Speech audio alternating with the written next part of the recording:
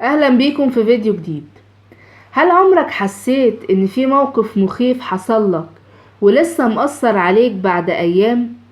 بتحس انك بقيت حساس جدا للمواقف اللي بتتعبك. الحقيقة ان العلم اثبت ان التوتر مش بيخلص بمجرد انتهاء الموقف، بيفضل شغال جوه مخك بطريقة غريبة جدا.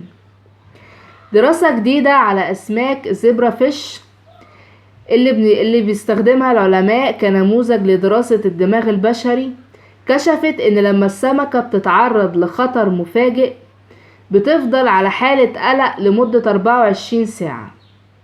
في مادة في المخ اسمها اكسيد النيتريك بتنشط حتى بعد التوتر، وبتخلي الاستجابة للخوف بتبقى اقوى مع اي ضغوط تانية في المستقبل. يعني ببساطة التوتر علامة في مخك وبيخليك اكتر حساسية للمواقف اللي بتجهدك، وده بيسموه الحساسية المفرطة للتوتر. ازاي نقدر نوقف التأثير ده؟ الباحثين لقوا اننا لو قدرنا نوقف بعض المسارات الكيميائية اللي بتنشط في المخ عند التوتر، ده بيمنع تأثير الخوف والتوتر لفترة طويلة، وده بيكون علاج للقلق المزمن واضطرابات ما بعد الصدمة.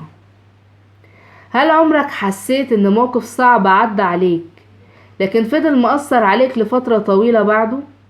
شاركني تجربتك، ولازم تبقى عارف ان التوتر مش بس لحظة لكن بيعمل بصمة في الدماغ. شكرا.